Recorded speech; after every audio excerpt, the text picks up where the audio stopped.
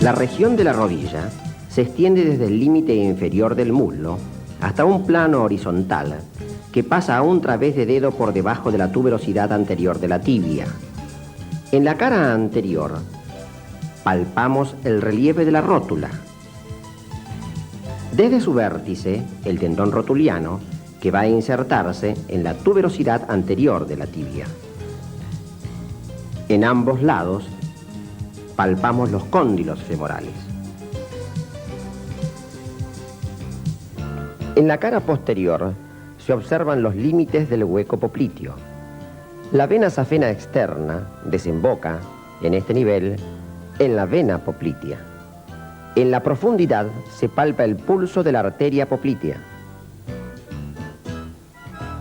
En la región posterior de la rodilla hallamos el rombo popliteo. Son sus límites. Por arriba y por fuera el bíceps crural. Por arriba y por dentro los tendones del semitendinoso y semimembranoso. Por debajo y por dentro el gemelo interno y por fuera el gemelo externo. Resecando la aponeurosis, ubicamos los elementos musculares. El bíceps por arriba y por fuera, el semitendinoso y semimembranoso por arriba y por dentro, y los gemelos externo e interno por debajo. Abordamos el contenido del rombo popliteo. Separamos en primer término la vena safena externa. Hallamos el ciático popliteo interno y externo, la vena poplitea y por último en la profundidad la arteria poplitea.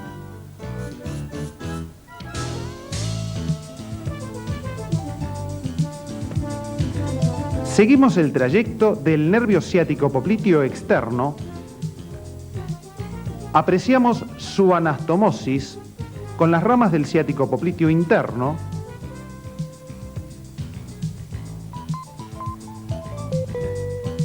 y descendiendo en la preparación, al separar las porciones proximales de los gemelos, descubrimos, en primer término, el accesorio safeno externo. En la profundidad, el nervio ciático popliteo interno. Seguimos su trayecto descendente hasta el anillo del músculo sóleo. La arteria femoral se dirige de adelante hacia atrás, atravesando el anillo de inserción distal del tercer aductor.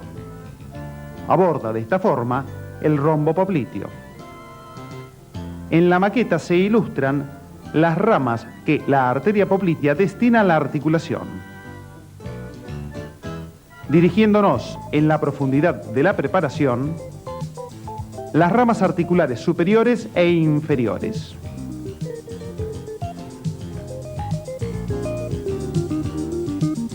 El ciático popliteo externo, en su trayecto oblicuo descendente, se dirige en busca de la cabeza del peroné.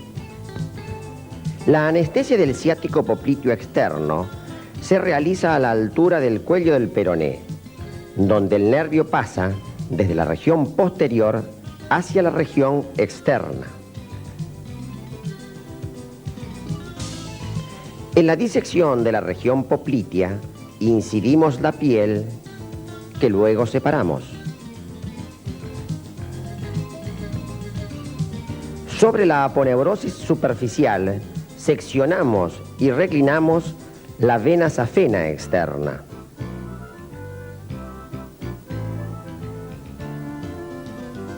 Incidimos longitudinalmente la aponeurosis superficial y la llevamos hacia los costados.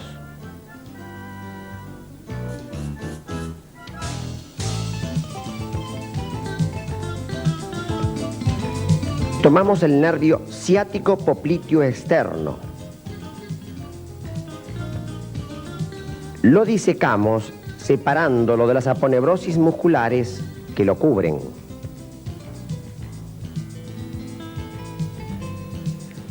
Ciático popliteo externo, lo señalamos. Accesorio del safeno externo o safeno peroneo. Tomamos el nervio ciático popliteo interno, lo reclinamos, nos dirigimos hacia la vena poplitea, la separamos para poder llegar a la arteria poplitea en la profundidad.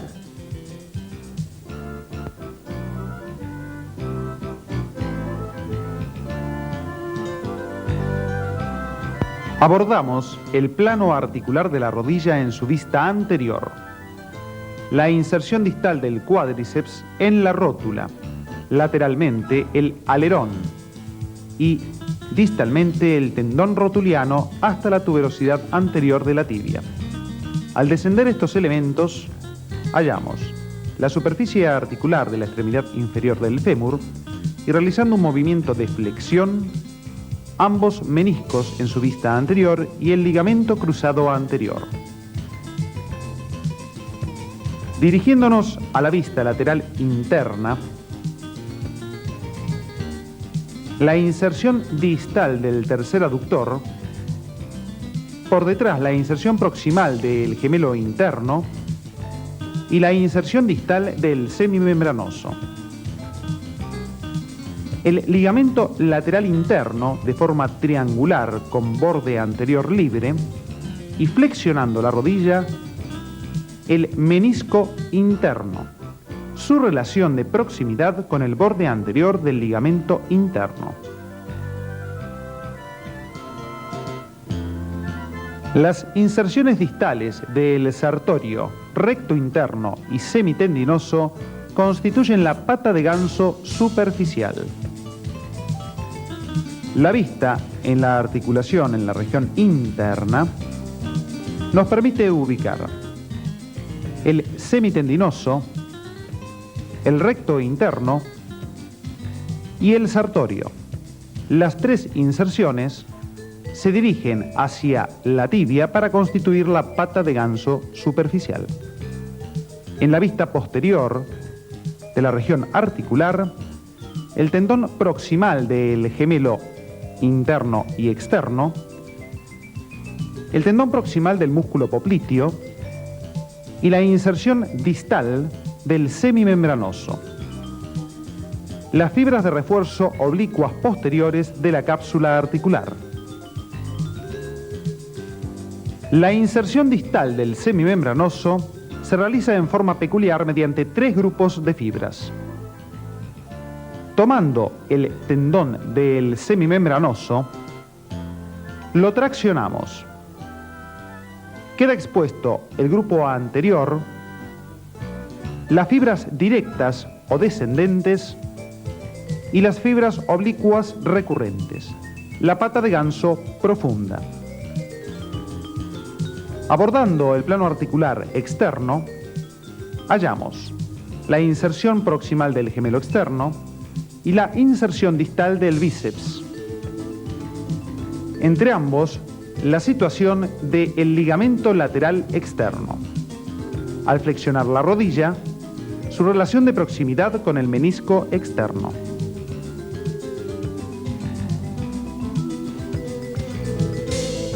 La vista posterior articular nos permite descubrir la articulación tibio-peronea superior. Al abrirla, ambas carillas articulares. Descendiendo en la región tibio-peronea, la membrana interósea, ligamento a distancia que une ambos huesos, tibia y peroné. Retomando la vista anterior de la rodilla, el paquete adiposo anterior y al flexionarla, el ligamento adiposo que se dirige al espacio intercondilio. Al realizar la sección de ambos cóndilos de la extremidad inferior del fémur, los separamos. Se expone de esta manera los meniscos externo e interno separados de los platillos tibiales. La sección parasagital de la rodilla sitúa el corte transversal del menisco externo. Los movimientos de flexión y extensión son acompañados por los deslizamientos de los meniscos.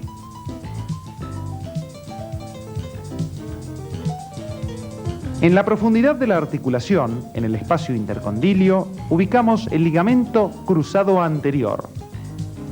Al descruzar la situación de los ligamentos, descubrimos al ligamento cruzado posterior. El espacio libre entre ambos. Mediante una artroscopía nos introducimos en una rodilla derecha humana normal. La flecha indica el sector interno. Apreciamos el platillo tibial y el menisco interno. El cóndilo interno. Nos dirigimos al sector parameniscal interno, las fibras de refuerzo de la cápsula articular. Descendemos y continuamos el viaje hasta el ligamento cruzado. Atravesamos este sector y ubicamos el cóndilo externo. Por debajo de él, el platillo tibial y en el fondo el borde libre del menisco externo.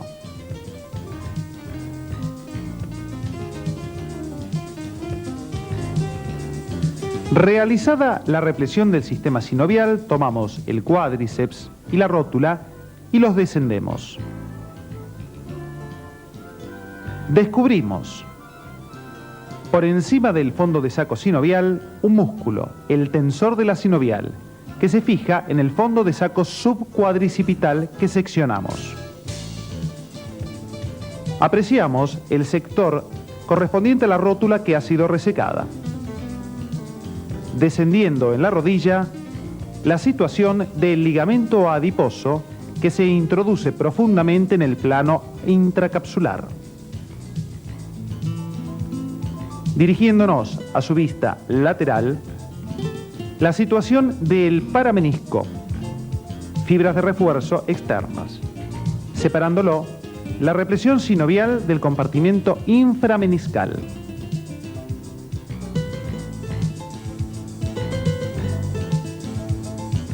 En la cara posterior de la rodilla, reclinamos el músculo gemelo.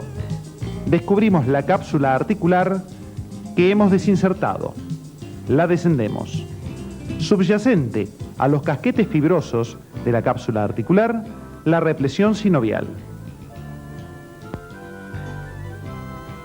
La punción intraarticular en la rodilla se efectúa en la cara lateral, a los lados del tendón rotuliano, con la rodilla en flexión.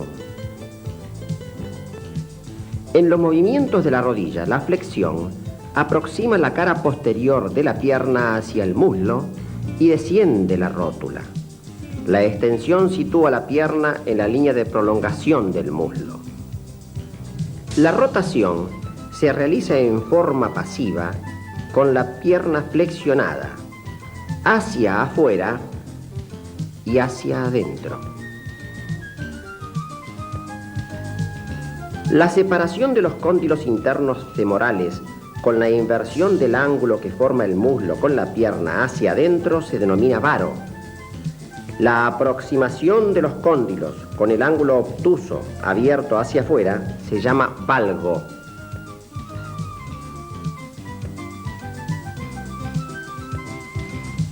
La incidencia radiológica anterior de la rodilla con la extremidad inferior del fémur, la imagen superpuesta de la rótula, la extremidad superior de la tibia y la cabeza del peroné.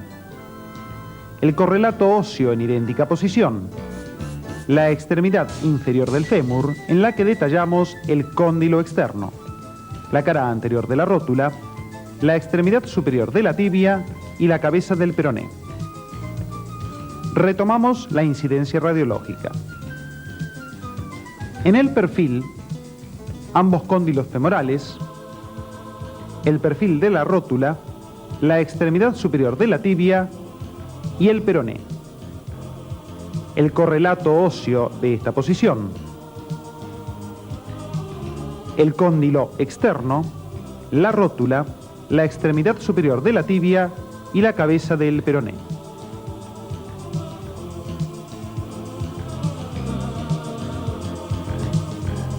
El corte frontal de la epífisis distal del fémur detalla la ubicación y ultraestructura del sistema trabecular.